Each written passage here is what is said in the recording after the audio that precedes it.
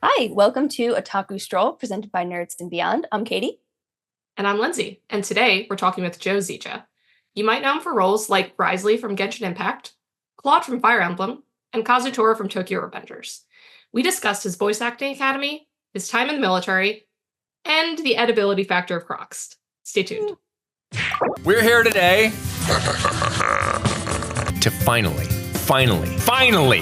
pull for Ryzen. I just want to ensure this task isn't left to someone who lacks propriety.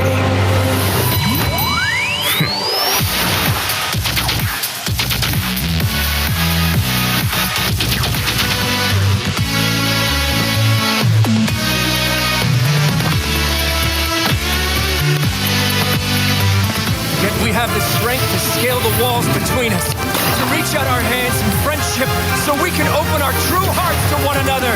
That's how we win! Hello? Who is it? It's Wriothesley. Hey, Joe, how are you? Hey, how's it going? Thanks for having me here. Yeah, of course. Thanks for being here. Yeah. So we were looking around at your bio, looking you up, doing our due research, and we came across like an actual gold mine of a career. It's been a wild life. Yeah. One thing that stuck out to me was that you're an Air Force vet, because I am also an Air Force vet. Oh, yeah. What did you do? I was an X-ray and MRI tech. I was just enlisted. Cool. Very nice. But yeah, I was like, that's so cool. And obviously I've also strayed from my trained military. Yeah, it's like I said, it's been a weird life, and now you know as well. Yeah, for sure. So when you're in the military, you were an officer. Mm-hmm. And you kind of started with the voice acting, it seems like, before you separated fully?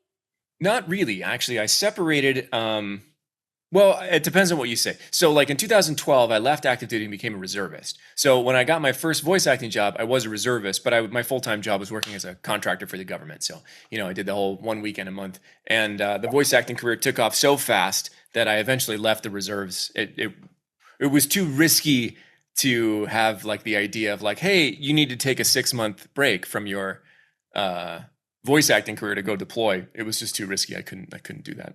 Mm-hmm. That's fair. But what led you to go down? I mean, what led you to go down that voice acting path from the origin story was that I was sitting, I was on reserve duty. I was sitting in the squadron on a Saturday. Now I was attached to an active duty squadron, which doesn't work on the weekend. So I was the only person in the office. It really didn't make any sense. I was the only person in the office, like all of the lights were off. And so there was nothing for me to do. So I was just chatting on Google with a friend of mine who we were in like a writing group together a long time ago.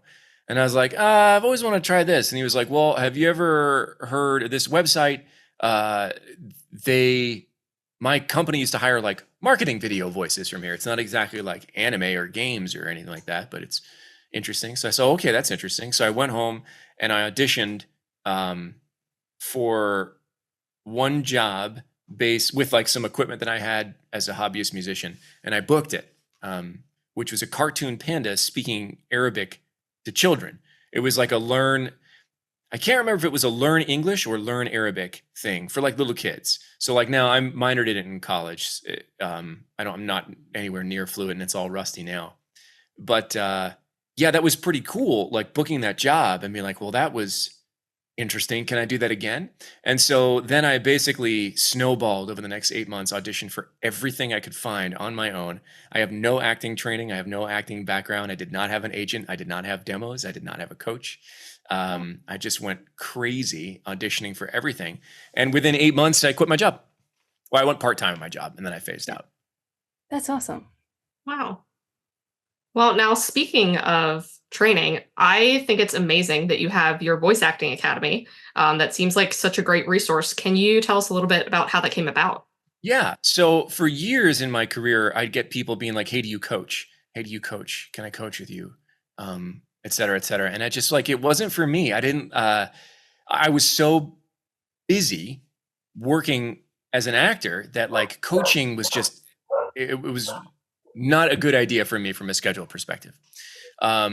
but there was no other way for anybody to get involved in the industry. You had two choices. You get a coach or you go to a workshop. There was no like, you couldn't go to college for it. You couldn't, and the industry was very insular and like kind of gate kept. Like you really couldn't figure out how to get in. The number one question, even still, the number one question I get emailed is, how do you start? So I found I was getting asked the same questions over and over and over again. And I had taken lots of online courses over the years and things like, social media management, algorithm stuff, photography, just whatever was interesting to me. I often just bought a course and went through it and learned.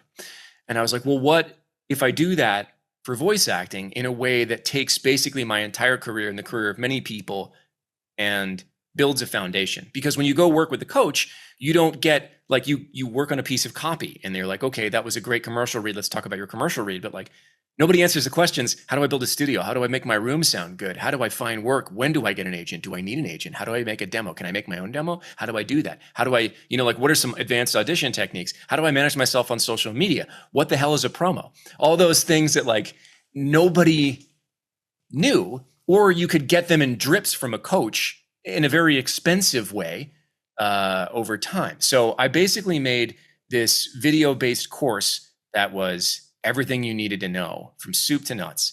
And I made it basically the price of one coaching session so that it was easy for people to kind of, even if they never go and book anything, it was easy, just like me, I'm not going to become a professional photographer, but it's easy for me to jump in at $350 and say like, oh, okay, now I understand this. This isn't for me. Or, oh, this is for me.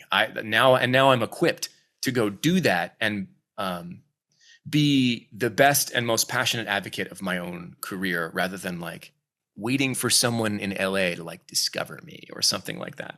Mm-hmm. So that's kind of how the Academy came about. And there are other programs now that like people did want to work with me one-on-one. I have like more higher tier groups and other workshops that I do. It's kind of become this whole architecture with a mind of its own. It's been fun. Like I have tons of people working for me now, and students are going out and booking their first jobs or like quitting their jobs, or like it's been really cool to see the tremendous amount of feedback of people going out there like, I'm in my first video game. Holy crap, I didn't think I was going to be here.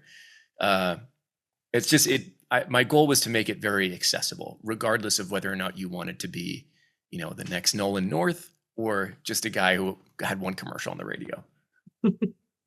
That's awesome. Yeah, that's really awesome that you have that source for people. So obviously, students that have taken your classes, they're, a lot of them are probably learning like sentiments that they're going to kind of carry with them moving forward as they go into their careers. What is something, maybe a piece of advice or a sentiment that you've carried with you? It doesn't have to be from voice acting, just from a part of your life, but something that you have found has been very important that maybe you still hold on to today. You don't need anybody's permission to do something, really. Like I said, I was not a trained actor. There are so many actors out there that I butt heads with, and I understand it, because if you spent, 6 years and a student loan at UCLA theater, and then some, veteran goes like, well, I booked 10 jobs this week and I don't know what acting is, there's that kind of like head butting, but like, you don't need somebody else's permission to go audition. You don't need somebody else's permission to write a book. You don't need somebody else's permission to start drawing and put it on a portfolio online. We wait for these social cues. We're tribal creatures. We're waiting for other people's permission and cues to like think it's okay to go ahead and do the thing. I still coach many students out of the idea, I just need a couple more coaching sessions before I finally go audition. I was like, no, you're wasting time. Go do. That's the most important experience, is going and doing. You can read about basketball for months. You could do nothing but read novels about basketball. You will miss every shot if you never go out and take one. It's kind of the beauty of, I feel like, kind of the beauty of like the digital age, where I feel like it's kind of easier to do this stuff. You don't have to just sit and wait to be discovered. Like you can literally put yourself out there on the internet and make all of these things and find who you need to talk to. And exactly. I think that's really cool. Okay, so in terms of like voice acting, like the actual craft of sitting in front of the microphone, what's something that people probably don't realize is as challenging as it is? You'd be surprised at how we forget to speak, how to speak. We forget how to speak when someone puts words in front of you, right? One of the biggest things that I work with my students is like, you'll get a piece of copy and you'll say things in a way that you would never say in a conversation with someone. Like the intonation goes all wacky and like you're so in your head. That's the thing that I think most people, oh, it's just talking to a microphone. I mean, yes, like my goal is to get you there to the way you're like, yeah, it's just talking to a microphone. But there's so much between that like internal editor that's making you say things like, you know, like, what do you want to hear next? And you're like, wait, what? Can you, and they're like, what? I don't know. I was like, did you hear yourself? No. And so like, we have to get past that, like making scripts often, which are not the best, right? They're not written by Pulitzer Award-winning scriptwriters. Make it sound natural and conversational. It could be very difficult. I feel like it's like when you were asked to read a section of the textbook when you were in school. Exactly. I reference that idea all the time because most people, when they get in the booth, sound like I just told them to stand up in geometry class and tell me what the cosine function is. So true. So Joe, what is a role that you feel has been one of, or even just a job that you've done that you feel has been most impactful in your career, be it just your experience doing it or the reception afterward? Those are like wildly different. I think, like the reception afterwards of things like Genshin Impact and Fire Emblem, those are like life-changing in their own way. But on the other side of it, the job I think I learned the most from was probably my role as Duke Detain on a show called Lego City Adventures. Lego City Adventures was a cartoon. It came on like Sunday mornings right before SpongeBob. It was Lego City Adventures. We did 4 seasons. And what was unique about that show, and it doesn't happen as much as you think it does in the industry, especially anymore. I was in a room with 12 other actors recording the episode. We were all recording at the same time. In every other project I've done, we've been separate. We do one at a time. And that has its own challenges. But the cool thing, when I walked in, like the first day of the show, and it was my first like network TV animation lead. And I walk in and I'm like, you're the voice of the Hulk. You're the voice of Captain America and Sonic the Hedgehog. You're the voice of Dexter from Dexter's Lab. You're the voice of Johnny Bravo. Are you sure you called the right guy? Because I've been in this town for about 2 years, and watching those masters of their craft work, not just like teach or perform, but like watching them come up with their process. I stole so much from those guys and girls, like just, it was, and we laughed our asses off. Like we just clowned. Every session was hilarity and it was fantastic. The writing in that show was top notch, very smart. So we had lots of great material to work with and we just had the best time. It was awesome. Yeah, that's probably my favorite job I've ever done. Dexter's Laboratory. That sends me back. Throwback. Yeah. It's funny because I was at work the other day and I trained service dogs like as my day job, and we had the dogs like in a long downstay, so we're trying to find something to do. And we found a YouTube video of like name the 90s cartoon theme song in 15 seconds. And that was the one I got. I was like, that's Dexter's Laboratory. I know that one. Okay, speaking of different franchises and series, past, present, you're not taking a role from anybody else. What is your dream franchise? Man, there's lots of, I've learned that different jobs are satisfying in different ways, right? So if I'm going to throw like random pie in the sky stuff out there, I would love to be like the lead in an Assassin's Creed game, like mocap and everything. Because I'm a parkour guy. I want to jump around and stab people. It sounds great. So something like that, or like an Uncharted would be really, really cool. On like the other side of the spectrum, I'd love to be lead in like Persona 6, wherever that comes. Like one of the main casts in Persona 6 would be a ton of fun. I love the way Persona tells stories. I love like that fan base is really fun to interact with. It's been fun, like because I was in P3R as one of the social link people. But I'd love to upgrade to main cast for P6. That would be super, super cool. I love we were talking to, was it Mark Whitten, who was talking about the difference in like being able to mocap your Yeah, me and Mark video game were role. actually talking about this subject yesterday. Oh. Yeah. Yeah, we were talking to him. We talked to him a couple months ago about Kurt Connors, and he was like, that was the coolest thing, like that you got to. He had a good time on that shoot. Yeah. Yeah. God, so cool. I mean, I'm a huge Last of Us fan, so I've seen all the BTS Grounded or whatever, is that what it's called?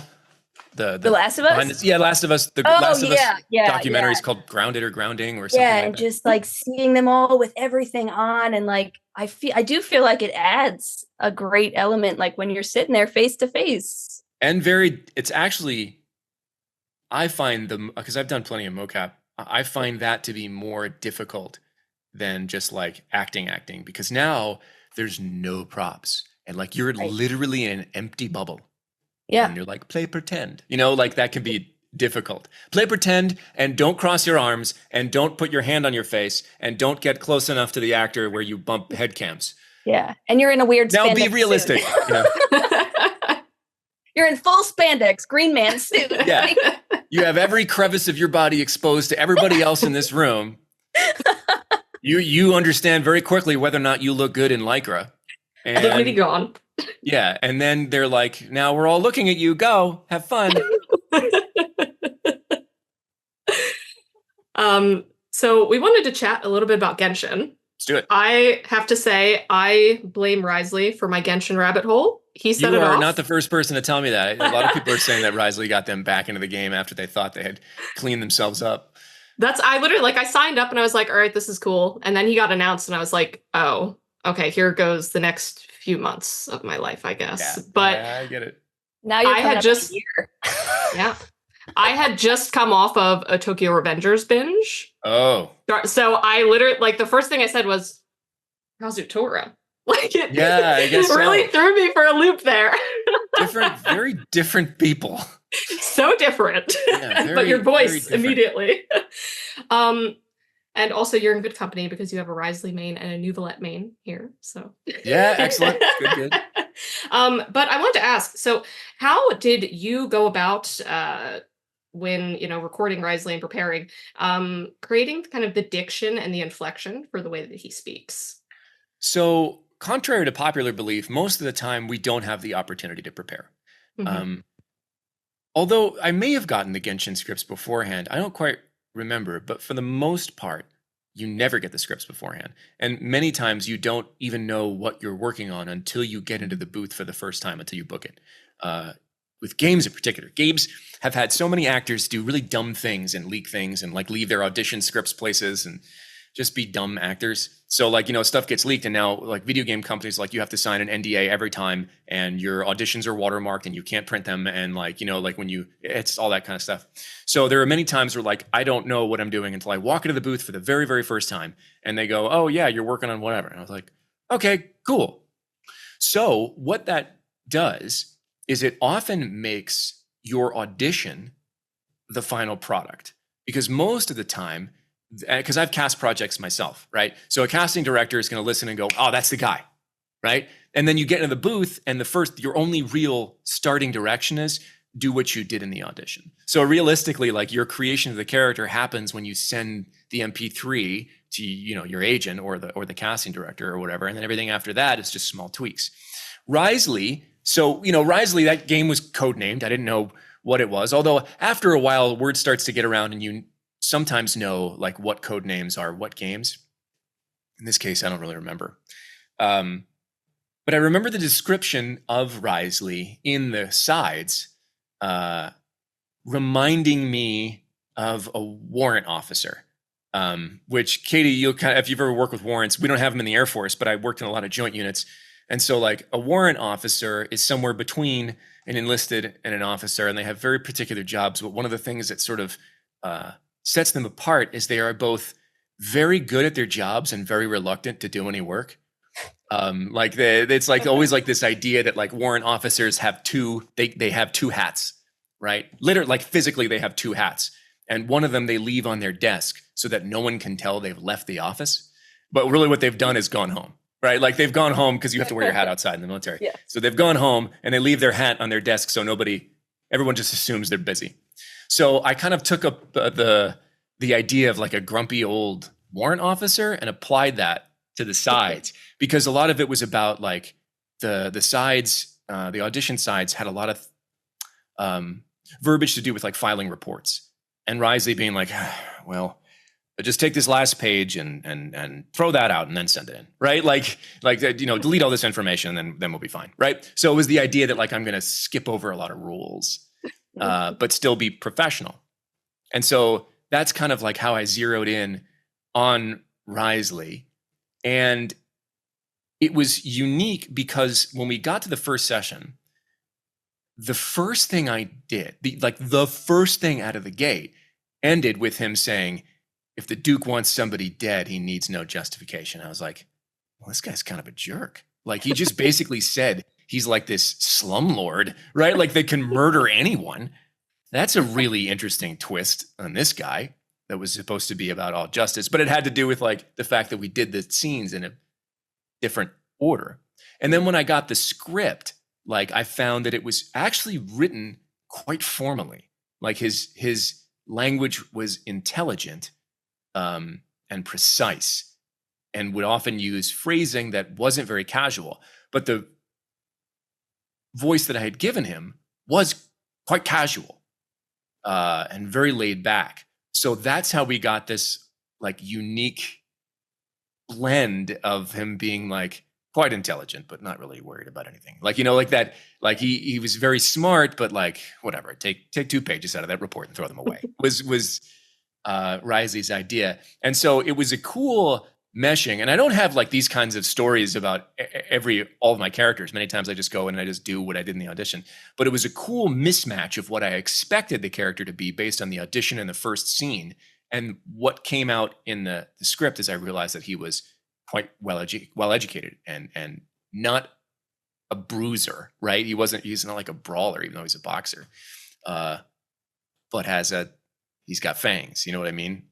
So it was cool. And that's how we kind of you mentioned like that diction. That's what kind of fired off in my head. Mm-hmm. I mean, I find him like no shame to anybody else. I love everyone that does it, but something about Wriothesley was just like so captivating.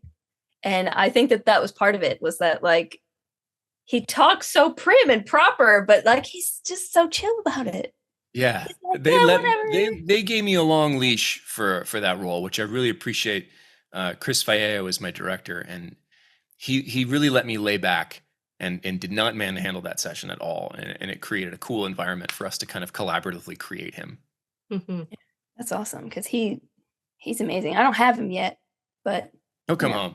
There'll be a banner release again at some point.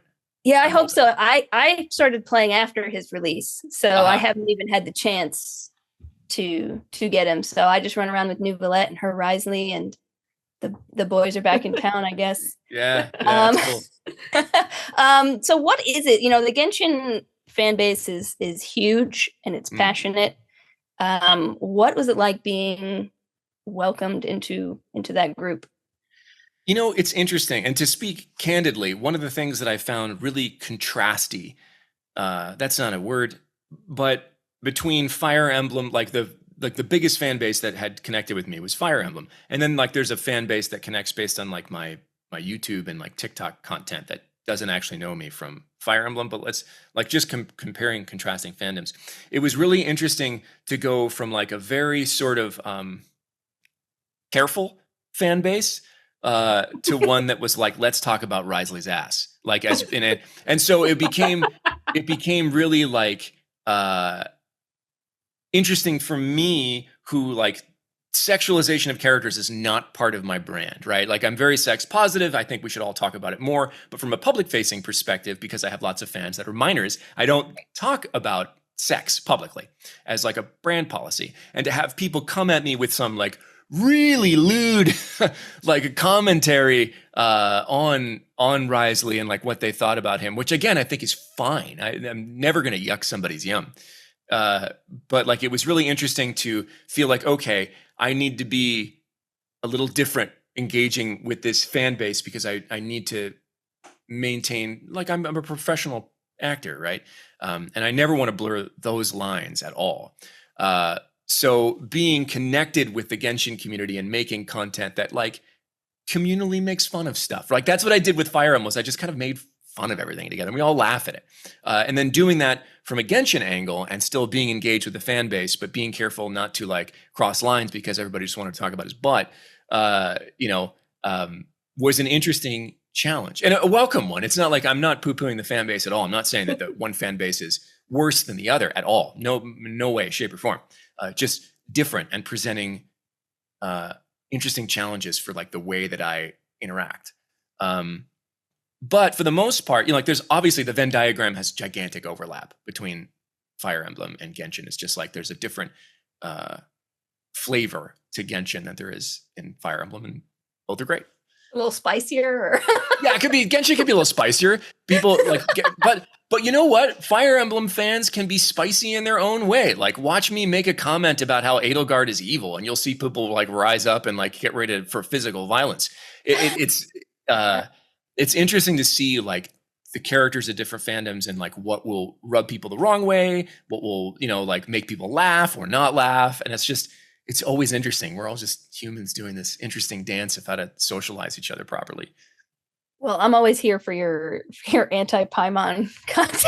It's so easy to poop on Paimon. It's fun. I call my Genshin streams like the subtitle could be "Everyone's an idiot," because like it doesn't matter who you are in the game. At some point, I've called them an idiot. You'd be right. I mean, yeah. I have to say too, I feel like your response to this is very in character for Wriothesley as well, because that would also be his bafflement if all of Fontaine was just like thirsting. Yeah, I don't think I think Wriothesley would be very judo like with thirst. He'd be like, oh, that's very nice of you. Just kind of let it flow past him. Yeah. He also would hate Paimon following around all the time. Yeah, maybe. I don't know. Maybe he would. So do you have any fun or interesting behind the scenes stories just about being involved in the world of Genshin, be it kind of the recording process or the afterward or from your streams? The recording process, I don't want to say it was boring because it wasn't, but let's say it was standard, right? There wasn't too much that made it stand out from other jobs other than the fact that we did it very quickly. I think I booked Wriothesley in April. We didn't book any sessions really until like July, and it came out in October. And I think we did all of the sessions within 6 weeks, which was aggressive because I think it was over 30 hours in the booth. And you're never doing more than like 3 or 4 hours a day as in any one job, usually. Although I did double stack a couple times, which I'd never done before in my career. A 4-hour session, lunch break, and another 4-hour session because I needed it fast. And that's just like how schedules work out sometimes. As far as like anything like really behind the scenes, I can't think of anything that like really comes to mind as an entertaining story. I wish I had one. I'm sure I'll come up with something eventually. Well, how about this? How is your Wriothesley cosplay coming? The Wriothesley cosplay, I was supposed to pick it up last week and I didn't. Dad stuff got in the way. My kids took priority on the particular day I was supposed to go to Reagan's workshop and pick up the costume. So that's, I'll probably pick it up this week. But it looks good. Like it looks really good. And I'm not saying that like I'm a good looking cosplayer. I'm just saying like the costume is good. The way she did the shirt is so low key without the costume that 100% like that and a pair of gray slacks is just it's a good fit. You know what I mean? Like, and I'll wear that as like a casual cosplay thing to like a convention. Whereas like, there's no part of Claude I could like wear and have it make sense. This would look good, I think. So the cosplay looks good. I'm having like this identity crisis about the idea in like the music video. I hate wigs. I don't think I look good in wigs. I think they take an otherwise, like even when they're well done, they can take an otherwise believable costume and snap you out of the story. That's just, but some people can pull it off. I just can't. I remember looking at myself in like the Claude, I did 2 different Claude wigs. And I was like, I look like a dork. I can't do that. So I'm trying to make this decision right now. And I'll probably go to the Kickstarter backers because they deserve a say in the music video. whether or not they're cool with me, like not shaving and not wearing a wig and just otherwise like going full Wriothesley cosplay. Because I think it will look cool. Mhm. I don't know. So that's like my current struggle is like wig or no wig. Because I have to pick one. I can't like suddenly not being wearing a wig for half the music video would be really weird. But other than that, the song at this point in time is about 80% done. I keep getting pulled away for like conventions and other work. But I'm liking where it's going. I just talked to a guitar soloist who's helping me kind of like stitch it all together with some guitar stuff that I'm really, because I'm not a great lead player. But it's a cool song. It's a cool tune. I think it's going to be really neat. Look, I think Wriothesley should have had a beard. Anyway. Many people say that. I actually have. I don't think I ever tweeted it. I have a version of one of my prints that I signed where he has a beard, and I gotta find it. Maybe can I show? I can send it to you guys right now. I think He deserved the wig. No, the beard. Or sorry, the beard. Why did I say the beard. I'm thinking about wigs right now. I'm pro natural hair with Yeah, cosplays. I was gonna say I like seeing natural hair with cosplays. We do a lot of casual cosplays ourselves, and it's mostly just to avoid the wig. I mean, they're terrible. It's difficult. Like they're difficult to pull off. Yeah, like I feel like I the same thing. Like I feel like it has to come past my like natural hairline, so then my hair is like too far down my forehead, and it just all feels wrong. All right, I sent it to you guys in the chat. You could see what beardy rye bread looks like. I'm downloading it, just to have. Let's see. Yeah, see, I mean, come on. It's cool. Like it makes him like it really ages him up. Yeah. I'll say that. And like he doesn't really look like a young buck anymore. He has that like weathered look to him, which is cool. And I think he deserved that. That's what he deserves. Like he's got the gray in his hair. He's robbed now. Yeah. Damn it. All right. So you're also an author. Yeah, I guess. You've done everything. Yeah. I collect careers like kids collect rocks. No, I feel that I think I've gone through like 3 or 4. I can never decide. But you have a series called the Epic Failure Trilogy. Yeah. Which is I'm trying to remember. It was like spacey, military science fiction humor. Like you call it that, right? Yeah. What is the ratio of satire to truth in that? Because I know a lot of officers who were promoted for not doing any work in the military too. I mean, have you read that? Did you read the books? No, I read your. I did quite the dive on them, trying to learn as much as I could about them without. No, I did just when you mentioned that, I was like, yeah, I do talk about officers being promoted for doing no work. I mean, yeah, there's a lot of truth to that. I'm not sure if I'm looking to comment on the book or comment on the Air Force's promotion structure, but like you know it. Like I always found that the promotion structure for officers was like if you didn't hit someone with your car, you were going to make 04, right? Like like unless you got a DUI, you were probably going to make captain or major. And it was so easy that like if you didn't make major, if you didn't make the 4th officer rank, to translate that for those who aren't, if you didn't make the 4th officer rank, you sucked. Like you were probably getting like you were probably never getting promoted again because like 98% of people made major. And I'm always looking around like 98% of these people do not deserve to have command of a squadron, right? But that's the government, right? That's the way it is. You're almost always, the government structure is you're promoted to your lowest level of competence, right? Like you're promoted until you're just good enough to keep the job, but not good enough to go any further. Yeah. And that's kind of the way like the officer promotion system in the military worked when I was in. And so I do lambast that quite a bit. Yeah. The main character, not one of the main characters of the first book is an admiral who is just like, when he gets on stage, he just uses all these like military buzzwords and people are like, oh my God. And then, but behind the scenes, he's like, he can't find the fork on the table. Like it's like, he's just that inept. So yeah, there's quite a bit of reality in the satire, but it wouldn't be satire without it. That's true. Yeah, I know. Once I saw like those, I was like, oh, I need to read these right now. They're funny. I read the audiobook. I narrate the audiobook if you'd rather have me talk to you. Oh, I would. Hours, Yeah. so. That sounds, yeah, I got long drives every day, so that might be. Yeah, there you go. My agent tells me I don't push those books enough. They're old now, but I just never think about it. Well, we can push them for you now. Yeah, there you go. Let's do the work. Are you going to write any more? You know, the publishing process, let me put it this way. The easiest part of being an author is writing a book. Mm-hmm. The rest of it is way harder and way more frustrating and way less in your control. The publishing industry is extremely difficult to narrate and can be cognitively and emotionally cumbersome. So, likely not.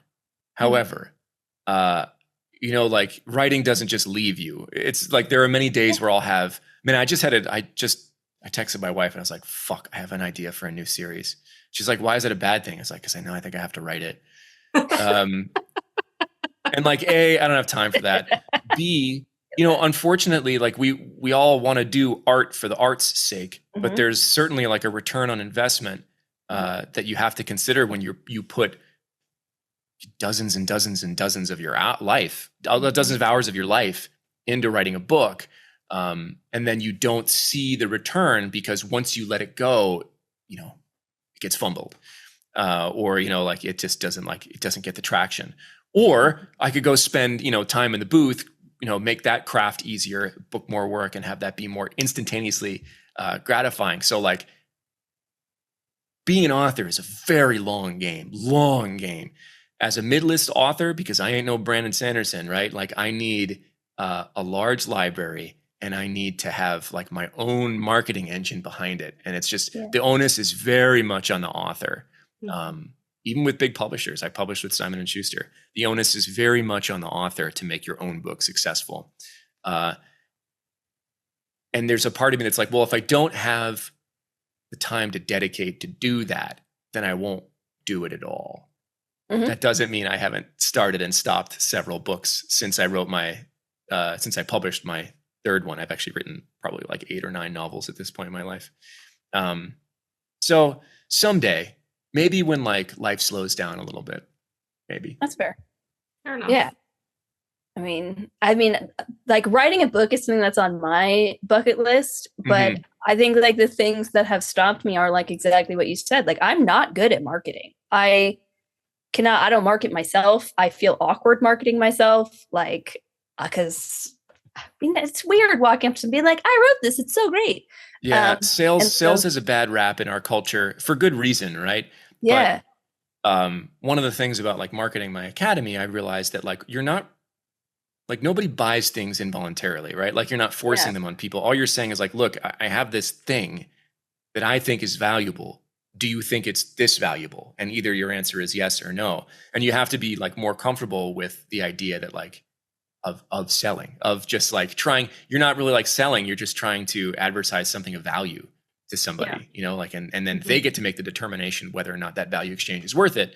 It's out of your hands. You're not like, you're never making someone buy a thing. It's not like our predatory like student loan, like structure. Like it's not like that. Like, will you buy my Kindle book for 99 cents is not the same thing. It hits so close to home to hear you saying this because I, for some reason, went through an entire just Monday internal crisis all day. Because I love writing. I've always loved writing my whole life. And same as Katie, like I would love to write a book eventually. And kind of just went down like a whole rabbit hole today, just like about dedicating time to it, but then all the resources for having to do it. Like I spent my whole drive home in silence, just holding the steering wheel, thinking about it, like staring off into the distance. We always have to consider the opportunity cost, right? Like it has nothing to do with the amount of time that you put into writing a novel. It's what's the opportunity cost of the time you put into writing a novel? Like what could you do something else with that means something more to you? And if the answer is no, then write that book. Like if that, when you're just starting out, like it has to be, I'm doing this because I love it, because I have no guarantee that anyone will ever read these words. Exactly. Yeah. So you recently went to Japan I did. And jealous. we just wanted to ask. Yeah, we're very jealous. That is a bucket list trip for me. But we just wanted to ask, how was your trip? The trip was a mixed bag. The weather did not cooperate. I was there for 14 days, and I saw the sun for 2 of them. I booked some days in mountain regions because I wanted to get out of the cities, and I never saw the tops of the mountains. Like, that's how bad the weather was. So that was kind of a bummer. The tourism landscape in Japan is nuts right now, like insane. We were just like hungry all the time because we would go to try to eat, and there would be a line of not Japanese people just like chilling out in front of every restaurant. And you were just like, oh, wow, I guess I have to go eat, 7-Eleven eggs, which are great. I love them. They're fantastic, but you get tired of them after a while. So it was difficult to like navigate that incredible tourist boom because I was there 8 years ago. It was nothing like that, So it was wildly crowded. But I love Japan. I love the culture. I love the people. The food is fantastic. But yeah, it was crowded, and the weather bummed me out because we went to some like more like really remote places, like in the mountains, like near like an hour away from Matsumoto. That was just like so serene and chill, but we got shit on the whole time. Oh. So it was okay. They can't all be winners, but like it was a cool trip. I would like to go back, and I would like to go to some other different parts of the country, Hokkaido, Sapporo, and then Kyushu to the west, I think is my next trip. Nice. No, it's funny because I literally just saw a tweet like yesterday from someone that said like, why is it that as soon as I hit my 20s or 30s, I always know someone that is in Japan. And like, it's so true. Every time I like look at my Twitter or Facebook. Especially over the last year. Yep. Yeah. My husband's coworker was just there for like a month, I think. He does Japanese pottery. Like, he does it here. Okay, cool.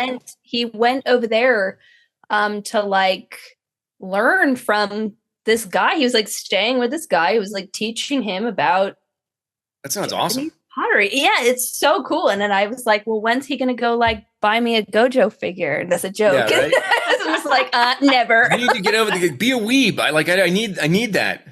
Like, can he be a weeb for like 2 hours? He's probably everywhere. He doesn't have to search hard. Yeah, right. It's not obscure. So we always like to finish off with just a rapid fire question round. So don't have to think too hard about it. Just first thing that comes to mind. Got it. Coffee or tea? Coffee. Wriothesley is judging you. Yeah, I know. I get asked all the time, like, do you drink tea? No, I like coffee. I'll drink tea every once in a while, but coffee.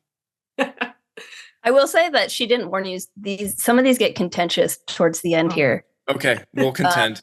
We can always edit. when we duke it out. All right, what's your desert island video game? Oh, God, probably Rocket League, because there'll be nothing else to do, and I'll just need to I'll just need to be distracted from existential dread. I really wouldn't say that. Like, I wouldn't bring Rocket League with me anywhere. It's like very addictive. But like, if I'm literally alone in a desert island and I just need to like waste time until I die, it's probably Rocket League. Yeah, this is the perfect time. Yeah. Haven't played that game in forever. You can live in a fictional world for 24 hours. Where are you going? I want to go to Redwall. The Martin, do you know the books I'm talking about? No. So Brian Jacques wrote this series of like mice, like a fantasy. I'm surprised you guys are making me feel really old. Wait, no, now hold on. You're saying mice, and I feel like it's we're like mice and rodents and rats. Like it's like Lord of the Rings, but with mice, right? Like I feel like Brian Jacques. It's like it's a great series, and I would want to go there for 24 hours because they're always feasting, and he has the best descriptions of like feasts. Excellent. With all kinds of like crazy desserts, and that just popped into my mind right when you said, "Where do I want to go?" Because I sure as shit don't want to go to like Game of Thrones, right? Like I don't want to be there. No, I don't want to be absolutely there not. at all.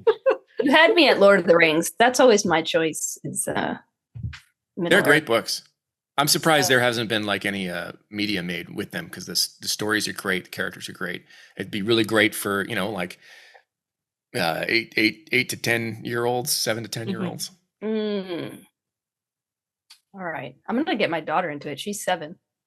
Probably about ready. I tried to get my when my daughter was 9, I gave her one of the books and she was like, this is a little much for me. Because it is like fantasy-esque, right? Like it's a little effusive. So like from a reading perspective, I'd say 13 to 15 is probably good. Okay. But from like if they were to make movies out of it, it would be probably entertaining for 10-year-olds. Got it. All right. Who is your Mario Kart character? Link. Yeah. Hell yeah. Same as Smash. That's fair. If Cloud is unlocked, I'll play Cloud, but if not, it's Link. Okay. Fair. What is your favorite Genshin element to play? I mean, probably cryo, but I do enjoy setting stuff on fire. Yes. Yeah. Who doesn't? They're fun together. Yeah, they are pretty fun together. Love that melt. What's your favorite Girl Scout cookie? The peanut butter ones, tagalongs. Okay. Yeah, Okay. tagalongs. That's a second in a row for tagalongs. Oh yeah. Yeah. Christian Banis, I think, was also. Me and Christian got to get together and have a cookie party. You do. Yeah. All right. Think carefully. Crocs, yes or no? No thinking required. Like there was absolutely no like where do people have to like sit down and consider this? Do people have to like consult the oracle and be like, are Crocs good looking? No, everyone answers really quickly, but we always just hope it's a yes. We just I'm so validate sorry. someone. I'm so sorry. But everyone's always like, no, except for Christian, I think. Once Was again. team Crocs. Okay. Well, But we obviously you got are- to cancel. We got to cancel the cookie party. Well, yeah, that's true. It's over now. I can't. Sorry, do it. man. I can't do it. Sorry.